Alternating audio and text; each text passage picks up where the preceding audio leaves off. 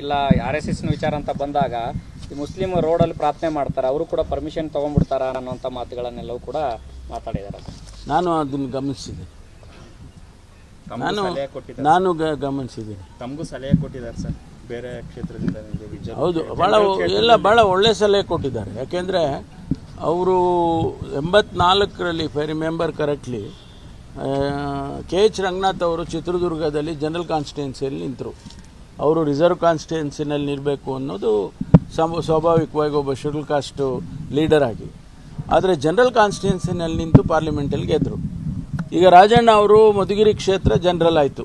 ನಾನೇ 20 ವರ್ಷ ನಾನೇ ಪ್ರತಿನಿಧಿಸ್ತಿದ್ದೆ. ಜನರಲ್ ಆಯಿತು. ನಾನು ಪಕ್ಕದಲ್ಲಿ ರಿಸರ್ವ್ ಕಾನ್ಸ್ಟಿಟ್ಯೂನ್ಸಿಗೆ ಕೊರಟಗೆರೆಗೆ ಬಂದೆ. ರಾಜಣ್ಣ ಅವರು ಅಲ್ಲಿಗೆ ಕೇಳಿದ್ರು, ಮಧುಗಿರಿಗೆ ಜನರಲ್ ಆಯ್ತಲ್ಲ, ಅವರು ST ಸಮುದಾಯ ಆದರೂ ಕೂಡ ಅವರು ಜನರಲಕ್ಕೆ ಕೇಳಿದರು, ಟಿಕೆಟ್ ಕೊಟ್ಟದ್ದು ಪಕ್ಷ, ಗೆದ್ದರು. ಈಗ ನನಗೆ ಅವರು ಸಲಹೆ ಕೊಟ್ಟಿದ್ದಾರೆ, ಅದೇ ಥರ ನೀವು ಮಾಡಿ, ಸೊ ದಟ್ ಇನ್ನೊಂದು ಸೀಟು ಬಂದರೆ ಶೆಡ್ಯೂಲ್ ಕಾಸ್ಟ್ ಸೀಟಿಗೆ ಬಿಟ್ಕೊಟ್ರು, ಅವರು ಗೆದ್ದು ನೀವು ಗೆದ್ದರೆ ಇನ್ನೊಂದು ಶೆಡ್ಯೂಲ್ ಕಾಸ್ಟ್ ಜಾಸ್ತಿ ಆಗುತ್ತೆ ಅಂತ ಆ ಉದ್ದೇಶದಲ್ಲೇ ಹೇಳಿದ್ದಾರೆ. ಆಗ್ಬೋದು, ನನಗೆ ಮಧುಗಿರಿಗೆ ವಾಪಸ್ ಹೋಗೋದಕ್ಕೂ ಅವಕಾಶ ಇದೆ ನನಗೆ.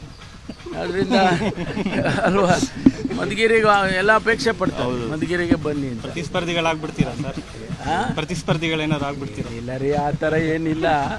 ಅವ್ರು ಹೇಳಿದ್ದಾರೆ, ಒಂದು ಒಳ್ಳೆ ಸಲ ಹೇಳಿದ್ದಾರೆ. ಅವ್ರದ್ದು ಉದ್ದೇಶ ಬಹುಶಃ ತುಮಕೂರಿಗೆ ನಾನು ಹೆಚ್ಚು ಈಗ ತುಮಕೂರಿಗೆ ಓಡಾಡ್ತಾ ಇದ್ದ, ದಸರಾ ಎಲ್ಲ ಮಾಡಿದ್ವಿ, ಅದಕ್ಕೆ ತುಮಕೂರಲ್ಲಿ ನಿಲ್ಲಿ ಅಂತ ಅನ್ನೋ ಥರ ಏನೋ ಹೇಳಿರ್ಬೋದೇನೋ, ಗೊತ್ತಿಲ್ಲ, ನಾನು ಇನ್ನೂ ಮಾತಾಡಿಲ್ಲ. It's A good suggestion. Rahul Gandhi ಅವರು ನವೆಂಬರ್ 19ಕ್ಕೆ ಸ್ಟೇಟಿಗೆ ಬರ್ತಾ ಇದ್ದಾರೆ ಅಂತ ಸರ್, ಕ್ಯಾಬಿನೆಟ್ ರೀಶಫಲ್ ಎಲ್ಲ ಚರ್ಚೆ ನಡೆಯುತ್ತೆ ಅಂತ ಒಂದು. ಇನ್ನೂ ಅವ್ರದ್ದು ಇದು ಬಂದಿಲ್ಲ, TP ಬಂದಿಲ್ಲ, ಬಂದ ಮೇಲೆ ಗೊತ್ತಾಗುತ್ತೆ. ಶತಮಾನ ಥ್ಯಾಂಕ್ ಯು. 600 PSI ಹುದ್ದೆಗಳ ನೇಮಕ ವಿಳಂಬ ಆಗ್ತಾ